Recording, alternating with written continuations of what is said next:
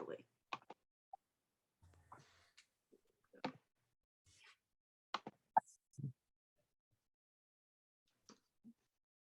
All right, so this is the meeting of the management team for the Starbucks company. My name is Kylie Depremont. My name is Sydney Jackson. I am Abhinav Singh. My name is Nghi Vo. Thank you for joining us for this management meeting. We have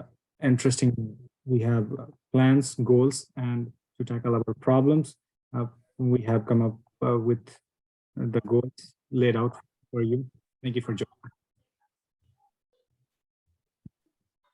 Yeah, now I'm gonna have Nghi talk about whatever the problems that we are facing. Thank you, Abhinav. So the issues that we need to address is that we have had to deal with many of the store closures across the United States, roughly around 400 locations that have had to shut down in the past 2 years. And layoff workers are unionizing to combat the unsafe conditions in the workplace area. And for those locations that are still open, employees are being overworked, trying to meet the demands and to fill in for those inactive locations. We need to come up with an effective strategy to prevent these safety issues, especially in the concerns that we have been reported to the local police departments. In regards to the vandalism, the drug uses, and the harassment that occurs on the on-site of Starbucks. Next slide, please. So this slide is regarding the closing locations on the county of Los Angeles, California. And here we have a demographic visualization of a Los Angeles County supply claims. This area is where we have a relative advantages against our own competitors, especially with there being a very high trafficking in Los Angeles of the business workers who love to grab a coffee or two on their way to work. And now I will pass on the financial information to Abhinav. Thank you, Nghi. Now we know that we have been facing certain problems which Nghi talked about regarding our closing stores due to the security concerns and some of the reasons regarding unionization, and on the backdrop of COVID-19, but we have a strong financial statement from Q4 of 2021, which backs our claim that even though the problems we have been facing, we have robust growth coming up.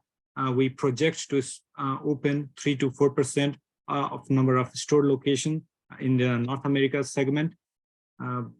As you can see that in the US location, we have opened 449 stores. In the same time, we closed 424 stores. We operate on 2 different models, company operated stores and licensed stores. On the company operated stores, we have 59% of our total store location and 41% of them are licensed location. But the company operated stores contribute to our 85% of our revenue. In the same time period, our revenue from company operated stores grew from $19,000 to $24 billion in revenues, 19 billion to 24 billion. We increased our revenue by 28% as compared to the licensed store, where the revenue change was 15%. So we plan to change our strategy and focus more on our company operated stores. Next slide, please. as you can see, 85% of our revenue comes from company operated stores, and 75% of our revenues is coming from drive-through and mobile orders. So to combat that situation from the closing stores, we plan to open up a new stores focusing more on drive-through and mobile orders, which would decrease our overhead costs and increase our revenue, and ultimately contributing to our high net growth. From the chart, you can see that we are beating the market average of S&P 500, and our growth potential is really positive during the same time period. Now, I'm gonna ask Kylie to share some of the issues regarding our problems and what are our long-term goals and solutions to it. Thank you, Abhinav. So obviously with the given issues, our goal is to create a safe work environment for not only our customers, but also our employees. We also want to focus on getting stores back up and running as quickly and efficiently as possible. And we also want to prevent more locations from having to close down where it might affect the revenue that we are bringing in. 1 second. So some of the strategies that we have came up with is to add security personnel to each of our locations.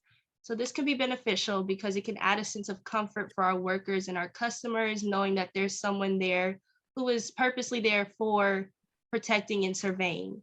With visible supervision on site, the chances of crime in the area can decrease.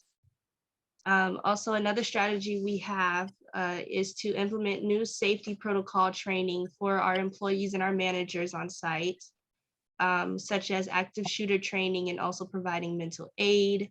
We want our employees to be prepared in the case of an emergency happening or any of the given incidents that have been previously reported. If they do, forbid, happen again, we would like them to be prepared, and having them prepared as well as possibly security can increase the coverage that we have at our locations and increase the safety for our customers as well. And also, when a situation does come about, it can have a mental toll on people to deal with such a thing firsthand. So of course, providing mental aid for our employees so that it seems like we're still there for them.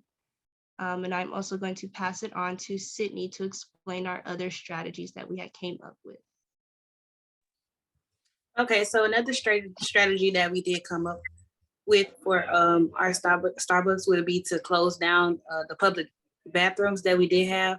This would decrease some of the altercation that we had to call the police.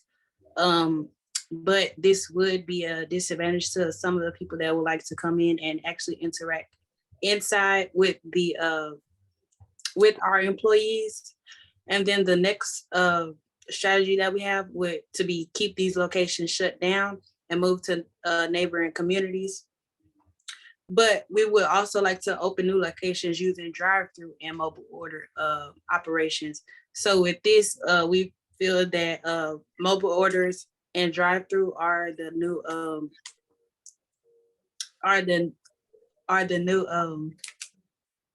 operations that are advancing in the fast food community.